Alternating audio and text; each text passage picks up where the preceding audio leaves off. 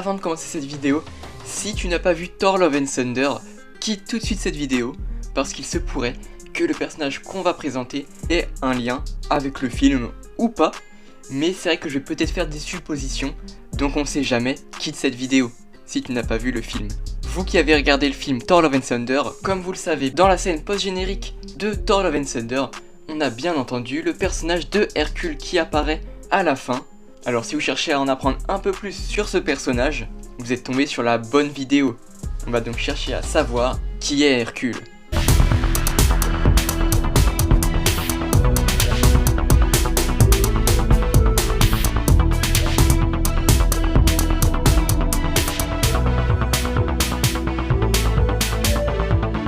Hercule est le fils de Alcmène, une mortelle, et de Zeus.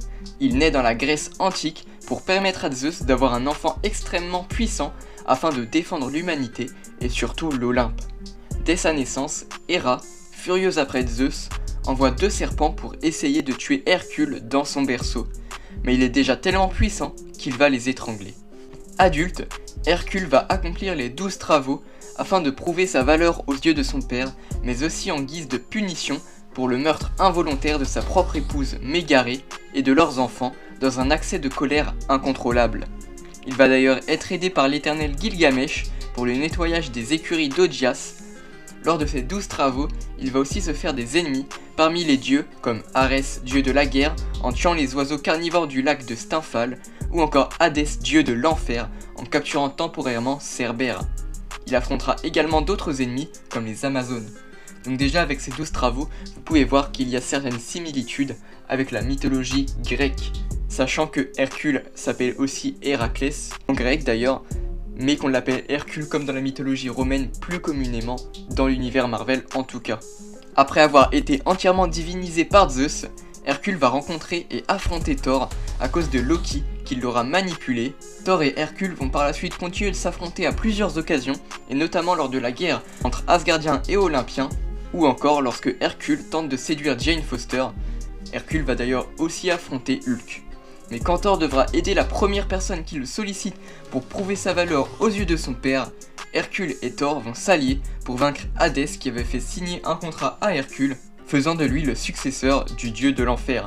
Après cette bataille, un très grand lien d'amitié va se forger entre les deux, même s'il y aura toujours une rivalité amicale pour savoir lequel des deux est le plus puissant, un peu à la manière de Thor et Hulk également dans le MCU, notamment dans les premiers films Avengers. Il va d'ailleurs peu après rejoindre ces mêmes Avengers afin de les aider à combattre les nouvelles menaces contre la Terre. Il enchaînera des allers-retours entre l'Olympe pour aider son peuple et la Terre pour aider les Avengers, un peu également à la manière de Thor dans le MCU. Voilà, c'est déjà tout pour les origines de Hercule dans les comics en tout cas. Si vous souhaitez en apprendre vraiment beaucoup plus sur le personnage, je vous invite à vous renseigner par vous-même ou à regarder sûrement d'autres vidéos, parce que moi je voulais vraiment juste faire l'origine de Hercule dans les comics pour ne pas trop en dévoiler sur son histoire, parce qu'on sait très bien, le MCU s'inspire souvent des comics pour créer ses scénarios, donc on sait jamais, j'ai préféré ne pas trop en dévoiler pour garder un peu de surprise à la sortie peut-être d'un potentiel film Thor 5. Est-ce que Hercule sera entièrement méchant comme présenté dans Thor 4? Et je pense qu'il y a moyen que ce soit comme dans les comics, qu'au début Hercule affronte Thor et qu'ensuite ils vont s'allier contre une menace commune. Voilà, j'espère vous en avoir appris un peu plus sur le personnage de Hercule. Sur ce, c'était Tim de la chaîne Play Games, la chaîne qui parle de tous les sujets, et on se dit à la prochaine.